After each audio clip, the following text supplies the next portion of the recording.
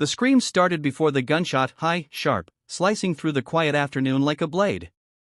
In the golden warmth of a peaceful suburban street, where children played in neighbors' tended gardens, one sound shattered everything, a terrified cry from a little girl named Marin Caldwell. Moments later, the crack of a rifle tore across the neighborhood, followed by the lifeless thud of a body hitting the pavement. It wasn't a criminal. It wasn't a threat. It was Valor, her beloved police-trained canine, a dog who had saved lives and comforted children, now lying still on the sunlit road while Marin fell to her knees, clutching his fur and begging him to wake up. And the officers who fired the shot had no idea, no clue at all, that the man racing home after receiving the panicked call from his daughter was Callum Reddick, the most lethal and decorated Delta Force commander the U.S. government had ever silently depended on. Before the story continues, if you believe in kindness, compassion, and second chances, please like, comment, share, and subscribe to our W Insights. Your support means everything. The day had begun like any other. Marin, 6 years old and sunshine-hearted, had been drawing chalk flowers on the driveway while Valor lay beside her, his tongue lolling happily as he soaked in the warmth. He was a retired service dog her father had adopted after Valor's last mission left him injured but alive, a dog Callum trusted with his daughter's life more than he trusted most soldiers. Valor wasn't just trained, he was fiercely loyal, the kind of animal who would take a bullet without hesitation if it meant protecting the innocent. When the two police cruisers pulled into the street, sirens off but tires screeching, Marin stood up in surprise. She had no way of knowing that the officers were responding to a report about a suspicious man who supposedly matched the description of a fugitive. She had no way of knowing the report was false. All she saw were two strangers stepping out of cars with tension in their shoulders and fear in their eyes. Valor sensed it too. He rose to his feet but didn't growl, didn't lunge, didn't even bark. He simply stood in front of Marin like a shield, alert but calm. But fear, when mixed with ignorance, becomes a weapon. The officers shouted. Their hands shook. And when Valor took a single step forward, just one, trying to understand who these new people were, a shot cracked through the air. Marin's scream could have broken glass. Neighbors ran outside. People yelled. Phones recorded. But none of it mattered in that moment. All that mattered was a little girl sobbing over a dying hero while two officers stared in horror at what they had done, trying to justify a mistake that could never be undone. Callum Reddick was driving back from the base when he got the call, Marin's voice trembling so violently he could barely understand her.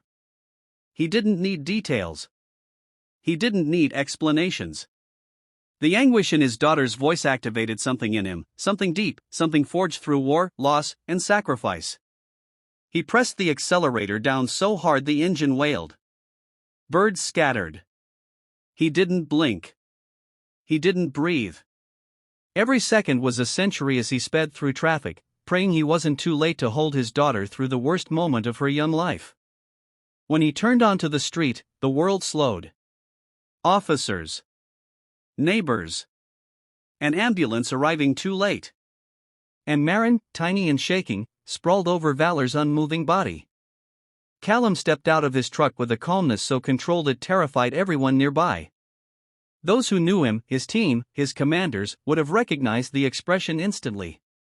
It was the look of a man who could dismantle an entire compound of armed militants but was using every ounce of discipline not to explode. He walked to his daughter first. Always her first. Her small fingers clung to his shirt. She trembled so hard he had to hold her tightly just to keep her from collapsing again. He didn't speak. His voice would have broken. Instead, he kissed her hair and carried her back, letting her bury her face against his chest so she wouldn't see Valor's body again. Only then did he look at the officers. They tried to justify themselves. Words, too many, too fast, spilled from their lips. Aggressive dog. Threat to public safety. Refused commands. Couldn't take chances. But Callum had trained dogs like Valor. Worked beside them. Trusted them more than humans in war zones. He could read movements, posture, eye tracking. Even from the distance where the shot was fired, he knew Valor wasn't attacking. Valor had been protecting a child, his child, and the officers had fired not out of necessity, but out of fear. Still, instead of shouting, Callum simply said in a low voice, "Get your chief now."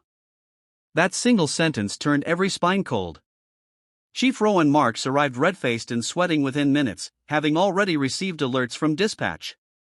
When he saw Callum, recognizing the man instantly from classified briefings he was technically not supposed to talk about, his breath caught. This wasn't just a grieving father. This was a man the Pentagon handled with thick gloves and cautious tones. A man whose service record was heavily redacted because too many details would terrify the public. But Callum didn't want revenge. He wanted truth, accountability, and justice for the little girl clinging to him with shattered innocence. The chief began an immediate investigation, but Callum wasn't satisfied with protocol. He knew how systems could bury mistakes beneath paperwork. So he demanded the body cam footage. Right there. Right then.